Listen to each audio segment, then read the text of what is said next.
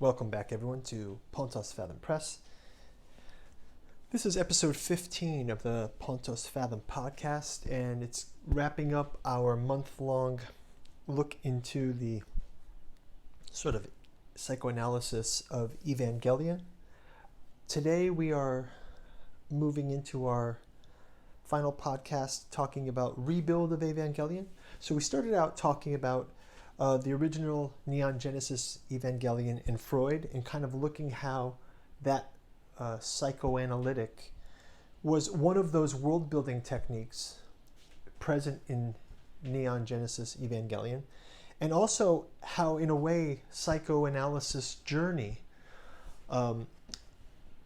mirrors the way Anno used Christian apocalypse as world building. He also used the psychoanalytic journey. There's lots of things there, right? And then we moved from there into the second podcast.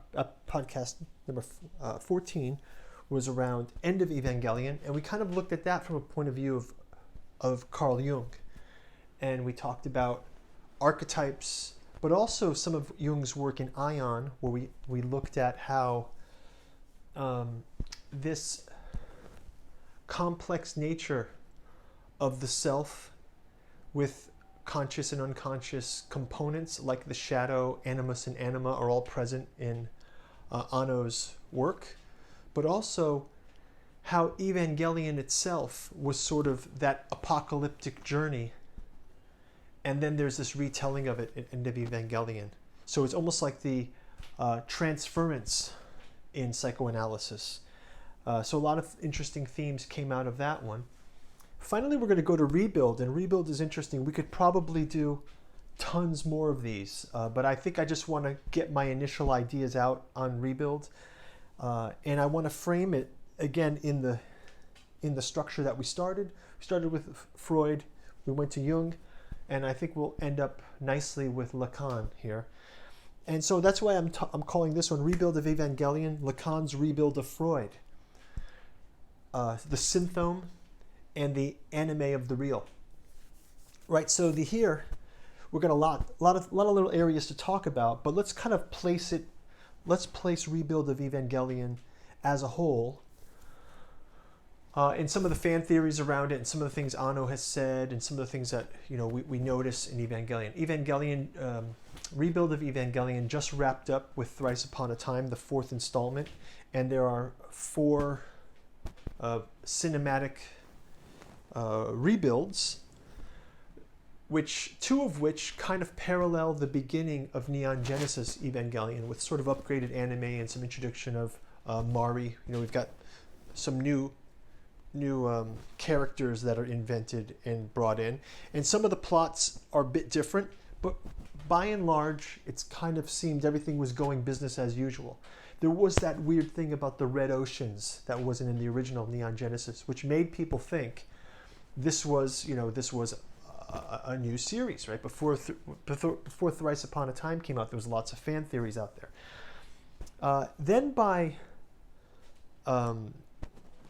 Rebuild Evangelion 3.333, things went much differently, right? So now we had a different world. Shinji is in kind of an alternate timeline. It's 14 years in the future. There's yet again the threat of another apocalypse, right?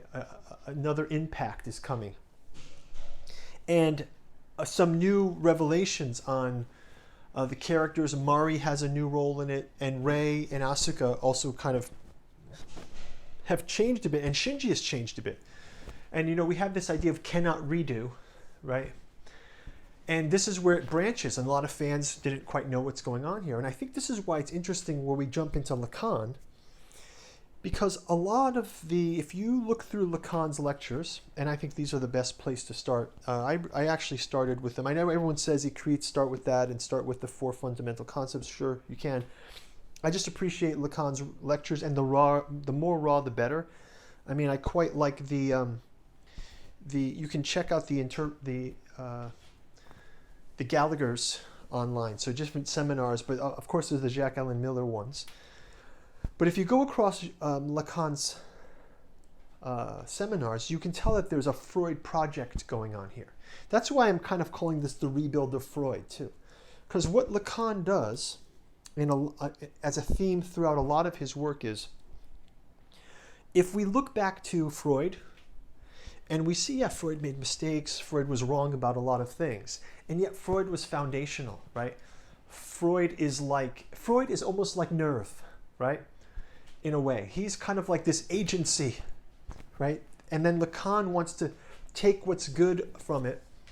But in the end, you can't have Freud only. You have to go one step beyond it. And that's why I'm calling Lacan as the rebuild of Freud, right? So Lacan's project is, let's take a look at Freud and see what's different, see where we break with Freud, and see some other things that are interesting.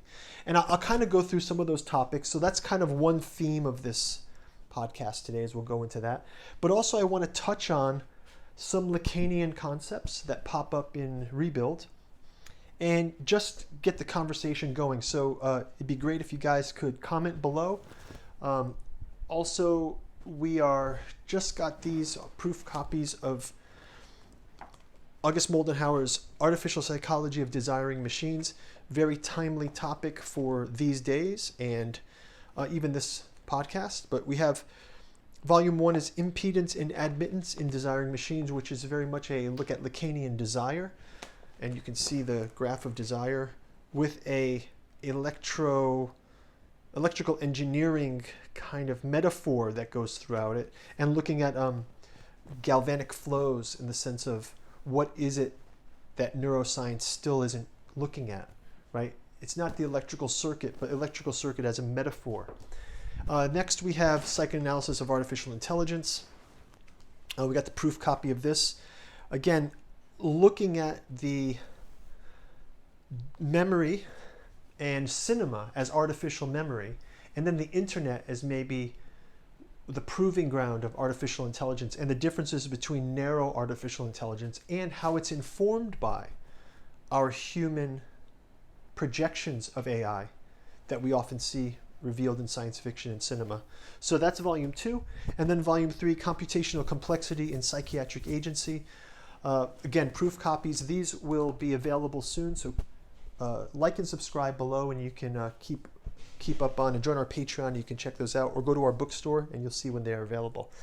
So let's jump right into it. So we see something strange happen by Evangelion 3.3, where this different plot's coming up. We're not quite sure how the narrative structure has changed. Shinji is different. He still is sulking. He doesn't talk, right? He's hiding, the same Shinji, but then something happens, something triggers in him. And then by 3.0 plus 1.0, the narrative structure again is really shaken. And we see that this redo does happen, actually. There is a redo at the end.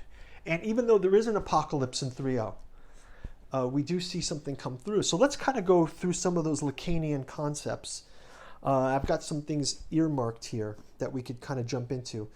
First off, what I've got is we'll start where we can start is with the mirror stage. And I want to kind of do this in two ways, or a layered way, right? Everything is layered with Anno, right? We have the Neon Genesis in the final episodes 25 and 26. Then we have relayering of those with End of Evangelion. It's a redo of those. And then we have 2.0 gets us up to a point, 3.0 changes the script, and then we have another impact, and then finally 3.0 plus 1.0, where we finally get a resolution in a way, right? And I think there's a lot of concepts here in Lacan that we can go into. So let's start in with this mirror phase. The mirror stage, as Lacan has in his Écrits, you can see this, one of the collection. Lacan says the chapter is called The Mirror Stage as Formative of the Function of the I as Revealed in Psychoanalytic Experience, right? So the function of the I as revealed in psychoanalytic experience. And let's also just coin a phrase that I like to talk about, the drifting subject. For Lacan, we'll see when we look at the desire, we'll talk about that in a little bit, the subject isn't who we think the subject is, right? The subject is always drifting, right? Is it Shinji? Is it Shinji's mother? Oh, Shinji's mother is actually the Eva. Oh, wait a minute, Rei is also Shinji's mother, but she's not his mother. Shinji's mother, because he cooks for everyone, right? Some of those plots that get lost also, we'll talk about. Like one of the ones I want to get into is Reisiku and her mother and the three wise men, the central computer, right? So that plot doesn't get carried to Rebuild, and I think that foreclosure of that plot is very interesting. We'll talk about that. But in the mirror stage, I'll just read a bit from the first paragraph. It says, the conception of the mirror stage that I introduced at our last Congress 13 years ago has since become more or less established as the practice of the French group.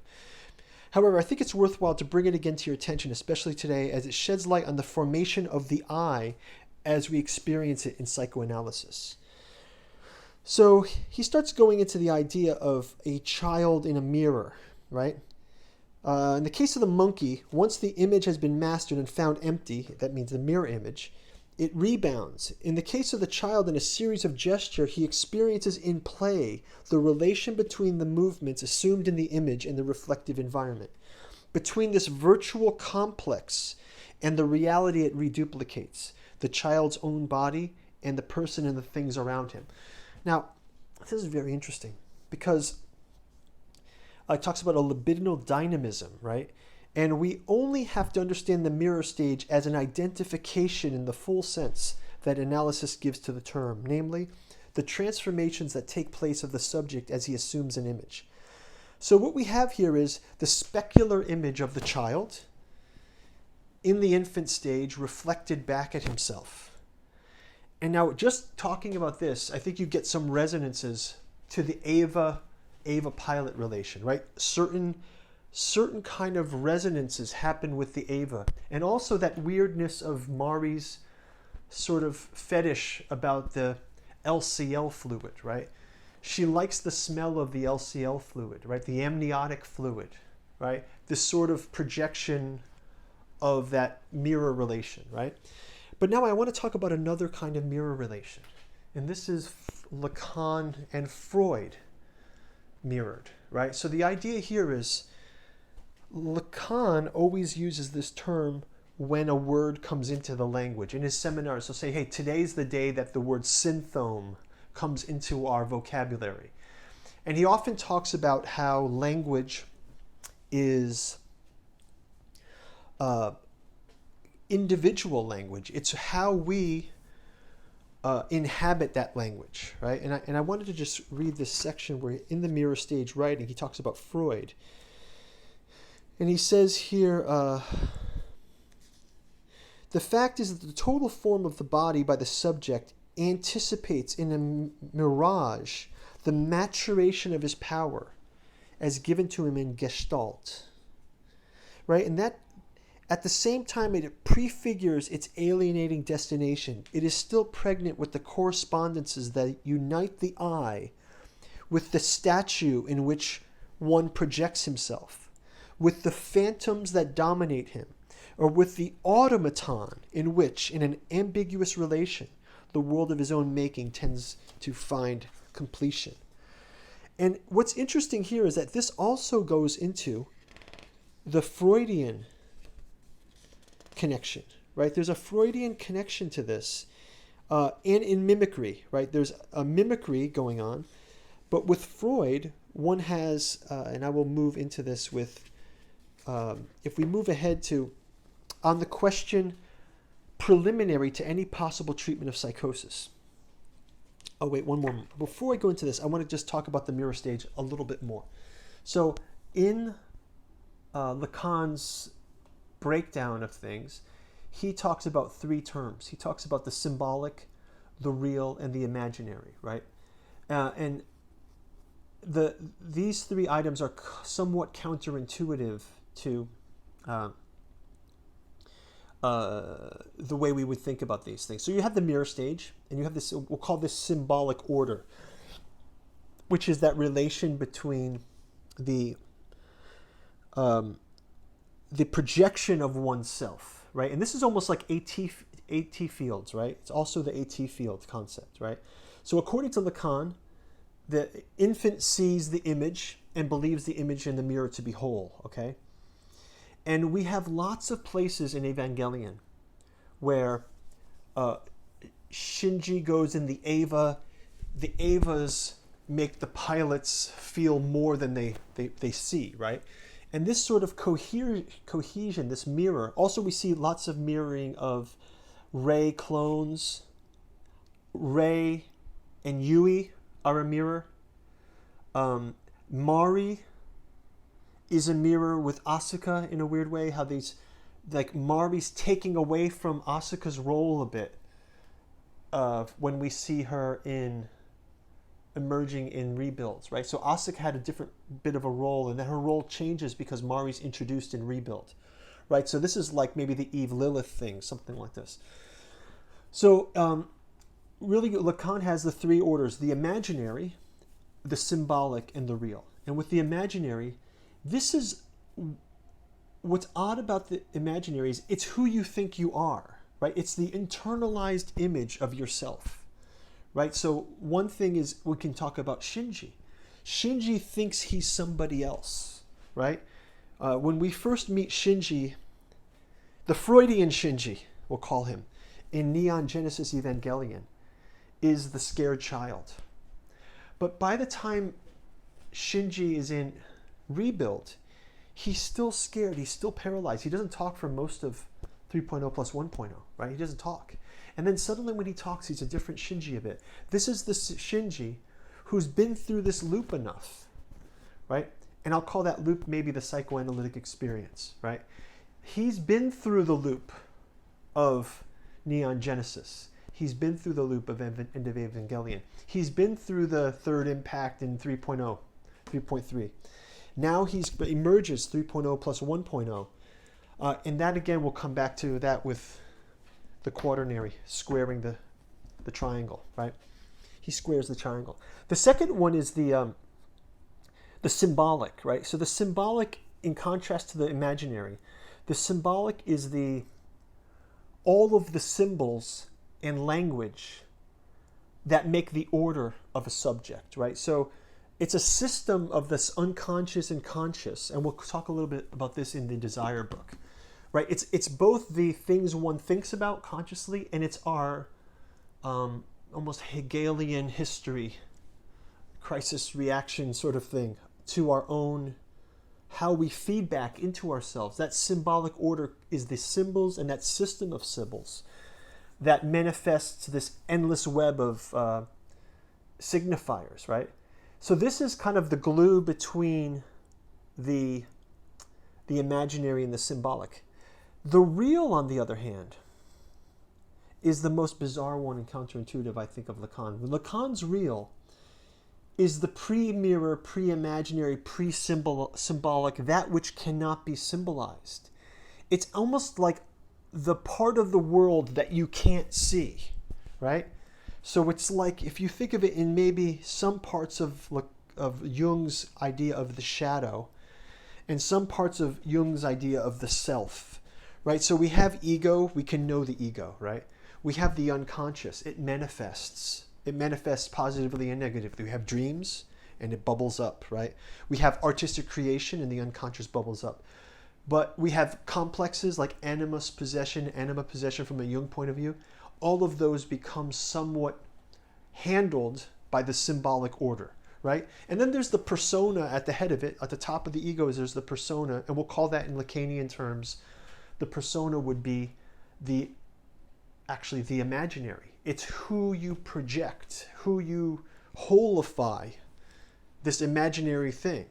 What the real is for Lacan is that symbolic order stripped away, that imaginary order stripped away. And it's sort of, that's why it seems a bit like the shadow, where it's the parts of you that you don't see, or the parts of the self that still make up the whole, but they've almost been foreclosed. And I think he does talk about that foreclosure. So in a way, the real is very tied to lack, I believe. But again, maybe you guys have a different way of thinking about it. But it's like the things that are left behind, right? What's left behind? And so let's go back to Anno. right? So here we are, Anno. He's coming into this Evangelion project through his own battles with personality, right? His own battles with depression, right? His own battles with deciphering his own lack, right? His own foreclosure, as Lacan would call it, and also just his simple, things that we could term in sense of Lacanian thought. Jungian thought. We could talk about his own complexes, right? He's dealing with anima possession in the Jungian sense, right? He has these characters, the ray, mother confusion. We'll go into that kind of quaternary thing when we talk about ion. So let's go back into this, the question preliminary to any possible treatment of psychosis. And this is going to lead us to Schreber, all right? So let's just first talk about Freud. In this writing, again, this is in his Ecrit. Lacan talks about towards Freud. He talks about after Freud and with Freud. And then he talks about Schreber, okay, Schreber's way. And this reminds me of the you cannot redo, all that kind of language of Evangelion with the kind of Pomo kind of stuff that's there, thrice upon a time, 3.0 plus 1.0, like it's something evocative. There's something libidinal to even the naming conventions. And I think that this also mirrors Lacan's rebuild of Freud. Freud's going to take a look at approaching Freud. He's going to take a look at what Freud's left behind and what we can go forward with Freud, right? And it's also a critique. He says half a century of Freudianism applied to psychosis leaves its problem still to be rethought. In other words, at the status quo ante. It might be said that before Freud, discussion of psychosis did not detach itself from a theoretical background that presented itself in psychology, but it was merely a laicized remainder to what we shall call the long metaphysical coition of science in the school with a capital S. So here he's basically saying Freud left us with more questions than he gave us answers, right? And he says after Freud, what has Freud contributed here? We began by stating that as far as the problem of psychosis was concerned, this contribution had led to a falling back. Now, again, we'll stop at that, and we'll just, we're going to go to with Freud after, but I wanted to point out Schreber, get to Schreber, how we're going to get there. So, in Rebuild of Evangelion, we have this kind of dilemma of Anno. Anno has gone and created End of Evangelion with the using apocalyptic themes, right? It's like it's the classic of Japanese apocalyptic anime, right? You've got the end of the world comes, everybody dies, the songs, the whole thing, and you also have the End of Evangelion. You put that on top of it, and this is almost like Anno's first round of psychoanalysis in a way. He has Shinji go through this experience. The fans hate the ending. There's all those theories about how the endings happen. And we talk about those in the other two podcasts. If you want to go back in depth, you can check that out. And we talk about End of Evangelion in our last podcast. But to recap briefly, with Rebuild, Anno gets a chance to end the story again, right? He gets to redo, but not the exact same way. It's like you can never go back into that path. And that'll come up. Remember that theme that we cannot redo when we get to the desire and its interpretations, the graph of desire. So what happens as we move forward with the Christian apocalyptic theme is, again, in a lot of ways, psychosis is the apocalypse, right? The psychotic break that one may have, it's kind of like an individual apocalypse. It's the end of everything. And you can see how that shattered ending of the original Neon Genesis, where it's from Shinji's internal mind, there's violence in it, there's despair. Nobody is spared the despair as well, right? And I think Anno probably, after rebooting it, kind of gives us Mari as a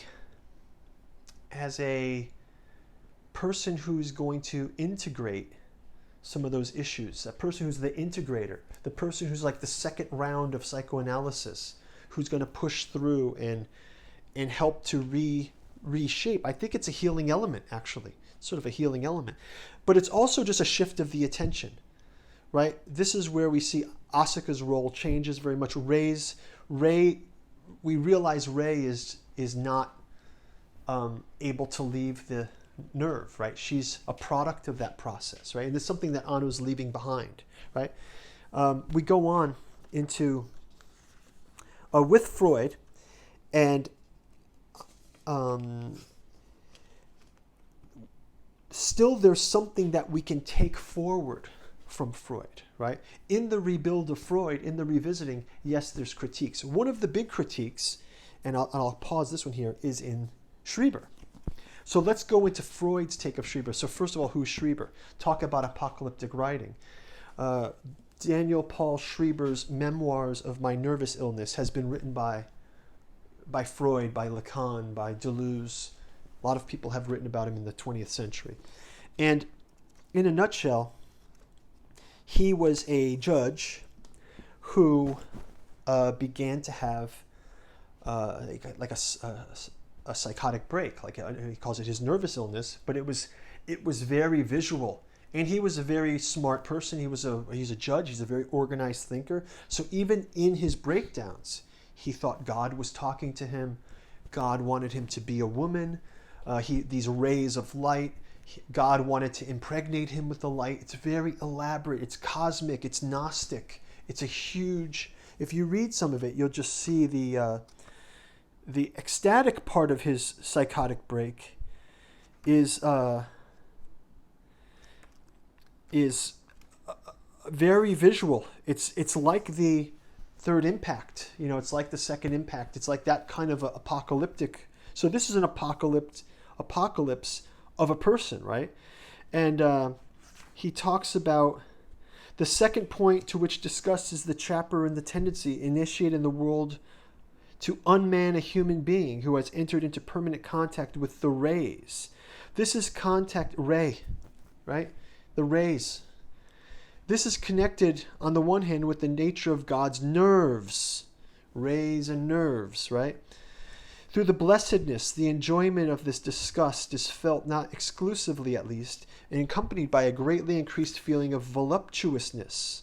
On the other hand, the destruction of mankind on any star, whether intentional or otherwise, the human race can be renewed, right? Rebuild, renew. We've got ray, we've got nerve, God's nerves, human instrumentality, right? When on some star moral decay or perhaps nervousness has seized the whole of mankind to such an extent that the four courts of heaven could not be expected to adequately replenish their extensively blackened nerves, there was reason to fear a dangerous increase of attraction on God's nerves, and that the destruction of the human race on this star could occur spontaneously. So that's just a quick sample.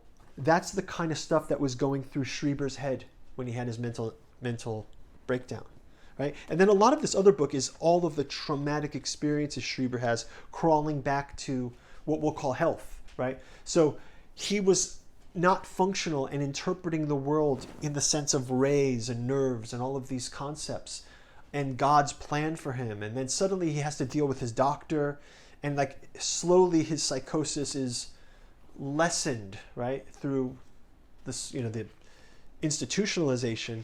And eventually he goes through the legal problems of getting himself freed and having his case called insane, and he left. And this Memoirs is sort of this great chronicle, this heroic quest, almost like, but different, as epic of a quest that the Evangelion series is. You have something like this in here. But now at the same time, what did Freud do? What did Freud do with all of this? Freud reads this, notes, and he summarizes, God wanted him pregnant, he must have been homosexual. And it's just kind of a very cursory, I think in the introduction they say Freud himself, however, for all his interpretations of the case, now seems so wrong-headed. Did the delusions that characterize madness as the real and interesting creations of a human being? Creating them was for Freud a process, a Bildungsarbeit, or the works of delusion formation. Even more strikingly, Freud proposed that the idea that delusional systems are a means of keeping the patients going, holding the world together, right? The end of the world is the projection of this internal catastrophe. The paranoid subjective world, now this is Freud, the paranoid subjective's world has come to an end since his withdrawal of his love for it. And the paranoid builds it again, right? Rebuild again. Not more splendid, it is true, but at least so that he can once more live in it. He builds it up by the work of his delusions, the delusional formation, which we take to the pathological product, is in reality an attempt at recovery, a process of reconstruction, right? You can rebuild, Freud's point. But at the same time, Freud sees it as a delusional structure. Now let's flip the script and go to what Lacan sees it as. So again, Freud gets the diagnosis a little bit wrong. He sees it as a delusion mechanism, and he sees it as, and this is, look, I'm sure when you heard that, things about Evangelion come to mind, right? The impacts keep happening, the apocalypses keep happening. Shinji's father and human instrumentality, the AT fields breaking down what a human is, all of these components, right? So let's go back to Lacan now. So on the same topic, we're still on Schreber. We're still on after Freud, right? It's immediately apparent after Freud in the simplistic character of the elements invoked in conception. How can the eternal be transmitted to the external?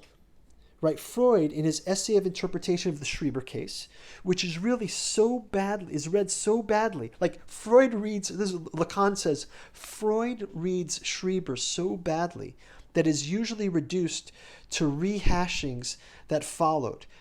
Uses of the form of grammatical deduction in order to present the switching of the relation in psychosis, namely the different ways of denying the proposition I love him, I hate him, it is not I, it is not him, he hates me, she loves him. So this is just Freud kind of stumbling through it, right? But Lacan doesn't give up on Freud. Lacan says, and yet it's Freud who kind of gives us this ability to start looking into this. This is the after Freud, with Freud, right? He talks about with Freud. What is striking is that the dimension is felt that something else in the experience that people undergo, not all without thinking about them, rather thinking about them, but without thinking that they are thinking, right? Desire, boredom, confinement, revolt, prayer, sleeplessness. I'd like to stop here since Freud refers specifically to it by quoting the middle of Schreber, a passage from Nietzsche's Zarathustra. And panic are there as evidence in the dimension of that elsewhere, to draw our attention to it.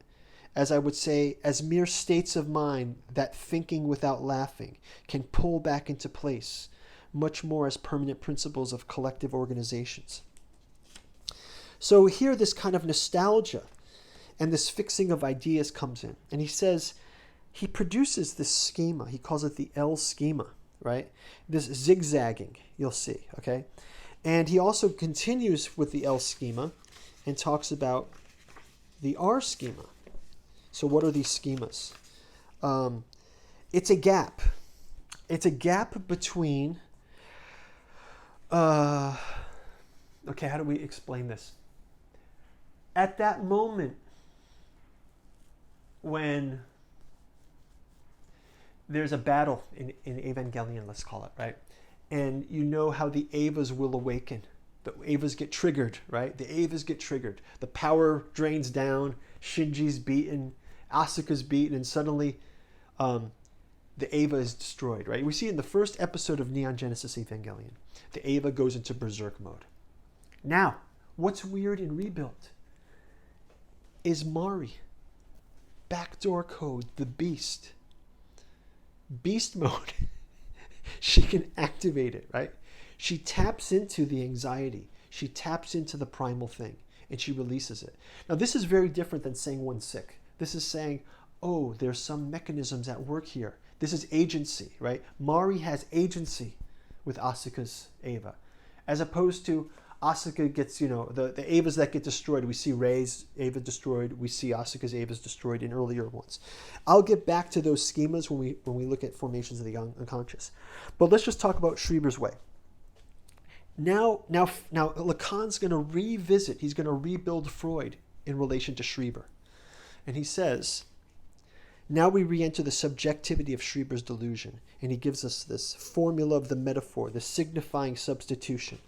And he gives us this crazy formula, right? And then he interprets this as the name of the father over the desire of the mother by the desire of the mother, and the signified to the subject goes to the name of the father over the big other, over the phallus. Now let's try to conceive of this circumstance of the subjective position in which the name of the father responds. We're thinking Gendo, right? The name of the father responds, not with the absence of the real father, for this absence is more than composite with the presence of the signifier. It's not the absence of the real father. It's the death of the symbolic father, right? What we see in Evangelion isn't Gendo dying. It's Gendo's pain. It's Gendo's pain that caused this whole thing to happen, right? It's Shinji's off the hook. Once Shinji realizes, oh, it's the father complex. This whole thing is the father complex. Anno maybe had a father complex. Who knows, right? Interestingly enough, in the research, if you look into Schreber's father, and this is a whole thing we can do, Gendo and Schreber's father. Schreber's father used to make these posture correction devices. They were like leather, metal things that you could strap onto your growing child to fix their posture, stop all kinds of behaviors. And you think about how crazy that sounds today. It's like torture devices, basically. That was the father of Schreber. So no wonder why Schreber came up with some weird God complexes, when you think of it in some way. But just as an aside, that could be a whole Gendo and Schreber's father. So we talked a little bit about psychosis. So hopefully that stuff was a little bit interesting. Let's kind of go into from there. We talked about mirror stage. Let's go into desire quickly. I think desire part is very interesting. So again, we were talking about the levels of the desire, right? So what do I mean by this? So there's things that happen so let's think of it in Neon Genesis Evangelion, episodes 25 and 26. It's all inside of Shinji's head, kind of, right? This is the Shinji experience of Second Impact, right? This is his feeling, how it happens, right? And he sees all these hallucinogenic images. He sees the world collapsing, kind of. But then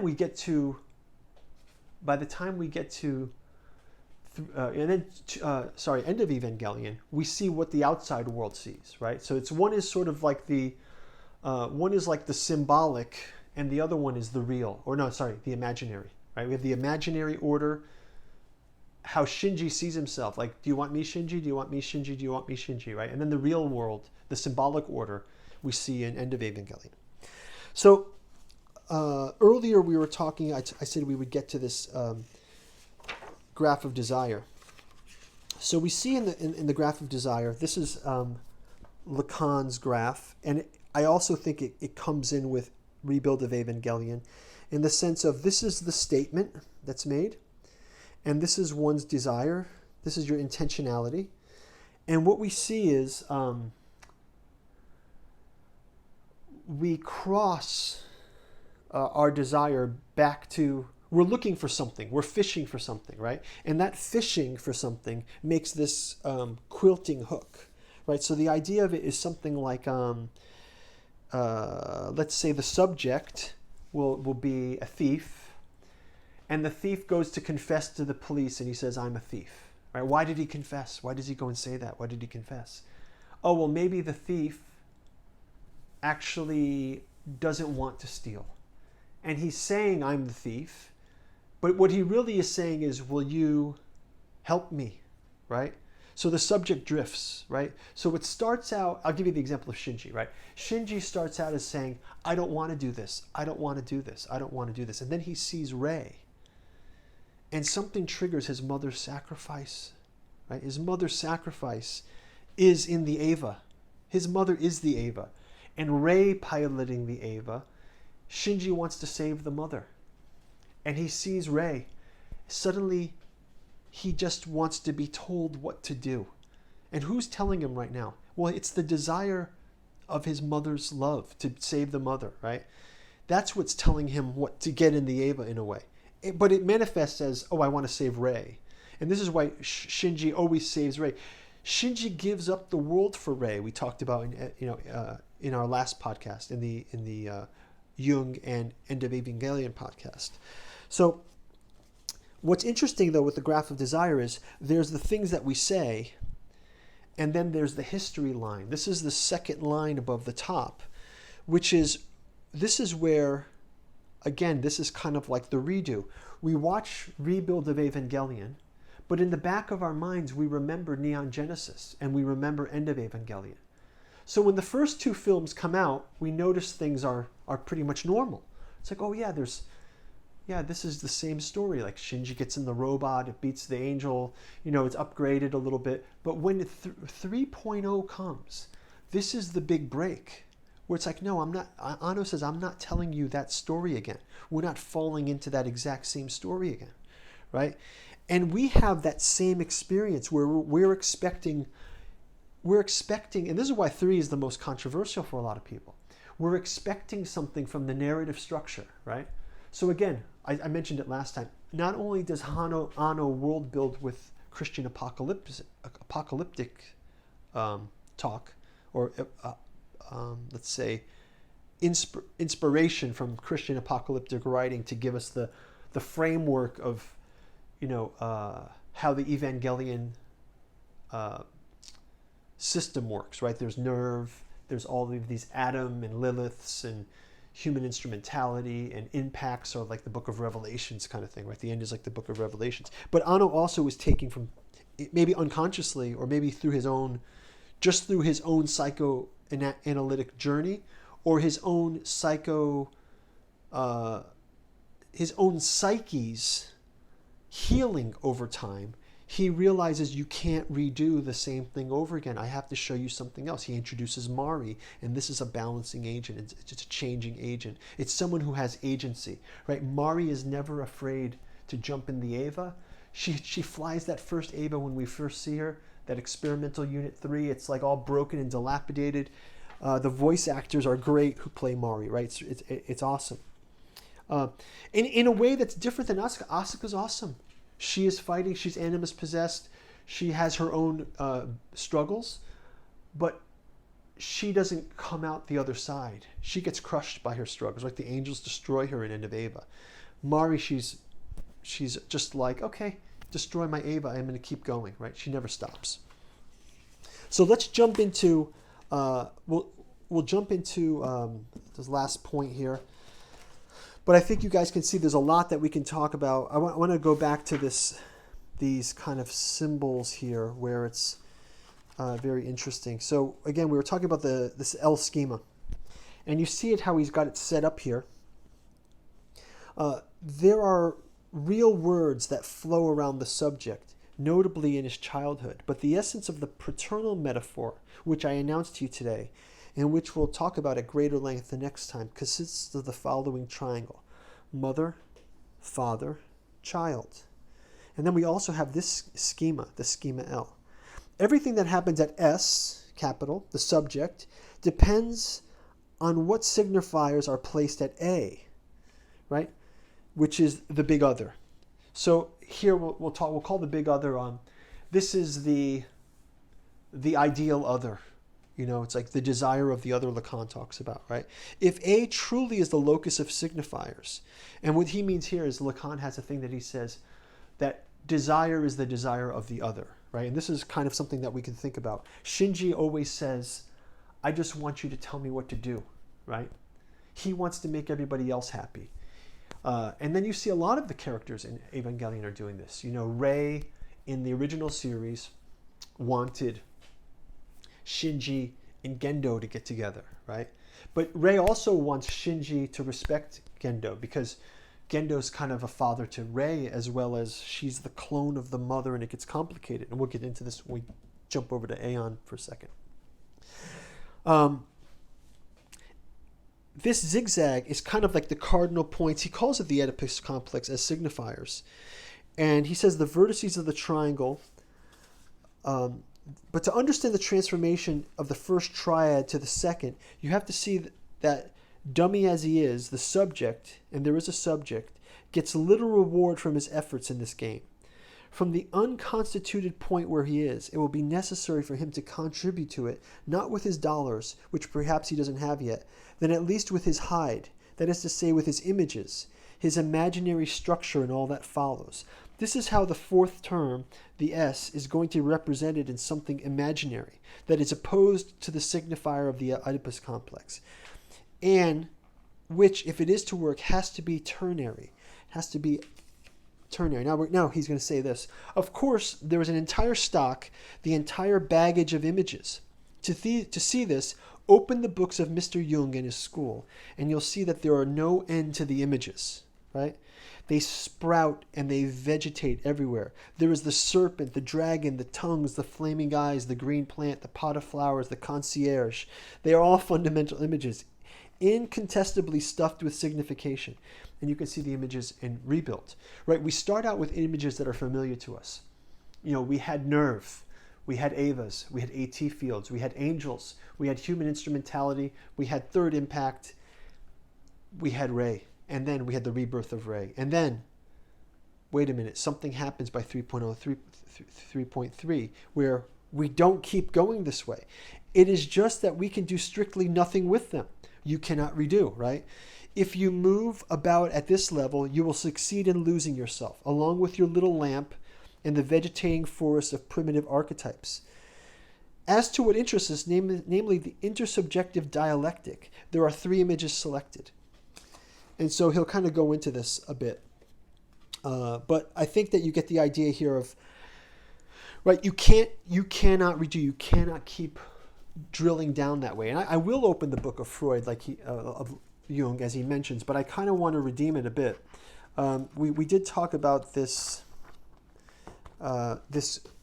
quaternary, and he says it has to be a tertiary, right? But the quaternary here, where you see there's this Eve, Adam, husband, wife's brother, husband, sister, cousin as wife. You see this weird dynamics, and he sets up Adam, Eve, man, Moses. He starts to set up these quaternaries and shows that this is the, and we talked about it last time, the structure of, I'll give you one of them. It's like Shinji, Eva Unit 1, Shinji's mother, and Rei, right? Rei's the pilot. She's also the mother. And the Ava's the mother. And now Shinji's sort of stuck in this confusion between them. Now, if you go up an octave, right, you have Ava Unit 0, Ava Unit 1, Ava Unit 8, right? You have, and maybe you put Mari there, right? Because Mari, she's piloted the different Avas, right? She's piloted Ava Unit 2. She pilots Ava Unit 8. So Mari has a different relationship. What's Mari's Ava? We don't know. But whatever it is, she has this agency. She has this psychiatric agency, right?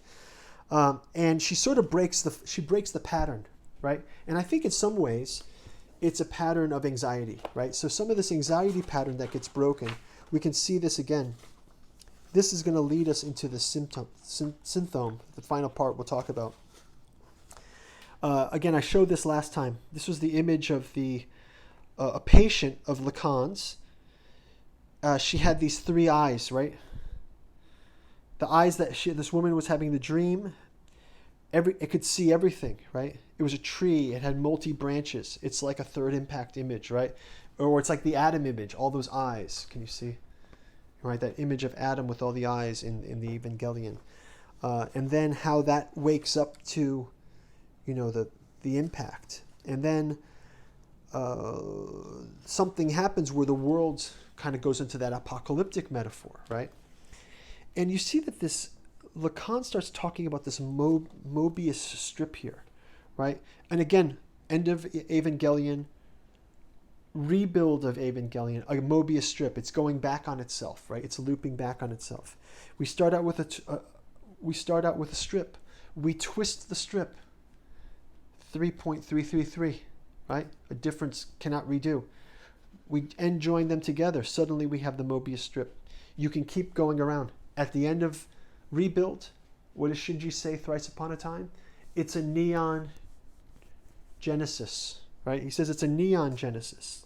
It's a neo-genesis. It's a new genesis, the double rimming. And this topology thing continues.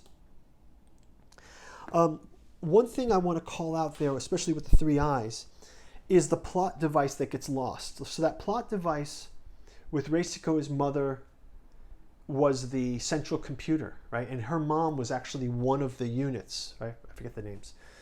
But that plot gets totally dropped from Rebuild. I mean, they can only do so many things. And I think that the dropping of that plot's really interesting because it's kind of another mad mother metaphor, right? The central computer is her mother. So it's like, it seems like every character's mother has been repositioned by the hardware.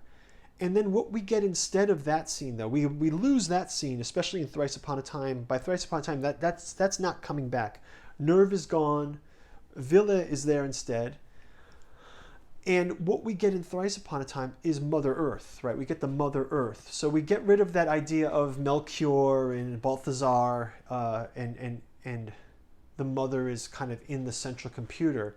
And we move to the mother is the farm, and it's the bubble of earth, and the angels are ghostly outside of it, right? And in this scene, it's also, we see that, I think it's in 2.0, where they go to the ocean side and the kids have fun. We get to see the kids have fun, which is maybe Anno coming in and saying, hey, it wasn't so bad.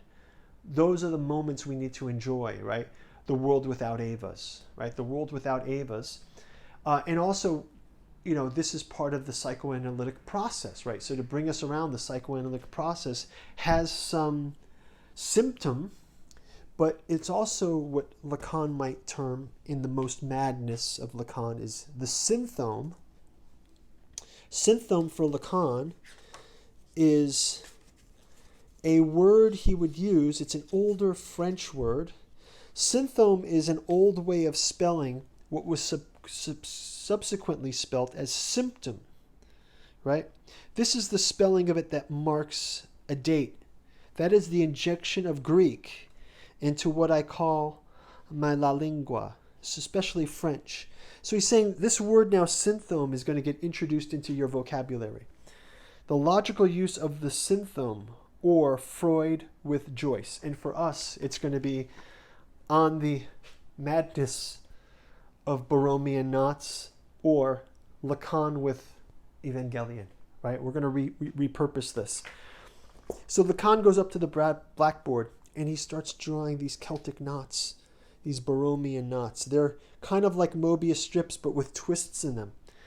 And Lacan is classic for giving us these nuggets of other systems of thought, like the L schema, the R schema, the graph of desire. He gives us these graphs. I mean, we explore this graph of desire in our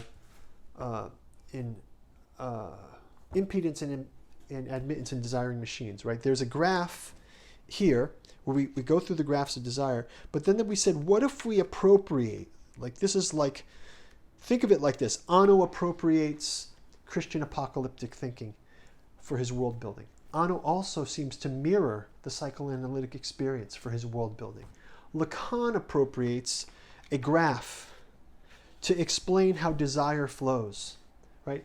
How what we say is colored by our memories of things that we've experienced before. So we're not just in the world now, we're also in this double world in which we are asking what we want, and the things we say are passing through a historical filter of all the things that have happened to us before. Our experience colors our interactions, right?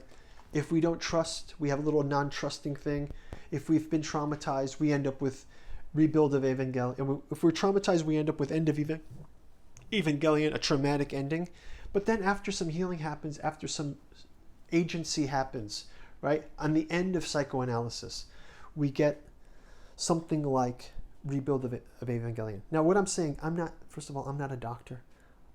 I am taking this from a literary point of view. So we're talking about world building here and how psychoanalytic elements exist in the Evangelion's world building. So that's for sure, that's the first thing to come out here. It's not an endorsement of a doctor. It's not something that's psychoanalysts as anime, but it's appropriating the world building of the psychoanalytic journey is what Anno has done with Rebuild of Evangelion. So we talk about here this psychiatric application of these systems. We can see right here what Lacan is doing with the Borromean knot is the most madness thing at all. But he says here, on what makes a whole the real. So by removing the central computer from the story, he replaces it in Rebuild with the nature scene, right? He forecloses on this. Foreclosure is a different concept for Lacan. We think of Freudian repression, where it's like something bad happened to me, I press it, I force that down, it creates a pressure, I push down on it. Like Shinji, he suddenly explodes, right? The Evas go into beast mode. It's a repression. But a foreclosure is different. The foreclosure is sort of like it's a hole, and then one needs to cover the hole with something, like nature abhors a vacuum. Now, somehow Lacan has come up with this, and it's no one understands it, right? But I can't go on like this. There are too many of you. Well, I hope you get to this. I've been busy tonight. The fourth ring, the geometry forbidden in the imaginary. No hope of escaping from feeble-mindedness on the art of the substantializing the symptom. It's almost like Lacan has come full circle with Schreber, right? His rays, his God's nerves. Lacan ends up with the circle is used for circulation. It is precisely this respect that the police possess a support that's been around for some time. Hegel saw its function very clearly. For the police, it's simply a matter of keeping things turning around. This form of certainty is not what is in question here. That simply adding an infinite straight line to the false whole should in turn split the whole, and this is the fact that I'll stop on for today. But then he goes on to show all of these kind of holes and different structures, like he'll call this one a correct Borromean link. See, because everything is linked together, even though they're over under each other. But this one part is not extended. Right, this part that's not extended is sort of the circuit is not complete. It's a short circuit, let's call it. And he'll talk about these folding circles. And here you get the trinary again. And what it really ends up with is Lacan's kind of end statement or statement that I'll end on here is with Joyce, James Joyce, English author, wrote Ulysses. When Joyce writes Ulysses, he's also quite mad. He's quite mad. He had his own struggles, right? And he writes a very mad work. That is his therapy, right? So the creation of the work, we've got Joyce on the cover. The creation of Joyce's works are actually the way he replaces that whole, right? You have this AT field image. It looks just like the AT field, doesn't it? It's an AT field. It's the AT field. And the creation of the work is what keeps one healed, right? If you can transfer, this is where art is a healing element, right? So anime becomes, when we're talking about anime as the real of anime, right? It's really about that imaginary order and that symbolic order. It's sort of like the anime is a place where Anno got to exercise his demons, right? And the first round he did it, it was very, very much left unfulfilled. So he did the rebuild for multiple reasons. He wanted to do a new anime studio. He had lots of reasons. It's not like anime is psychoanalysis, but the psychoanalysis story echoes the evolution of psychology from Freud, Jung, and Lacan, right? So we kind of see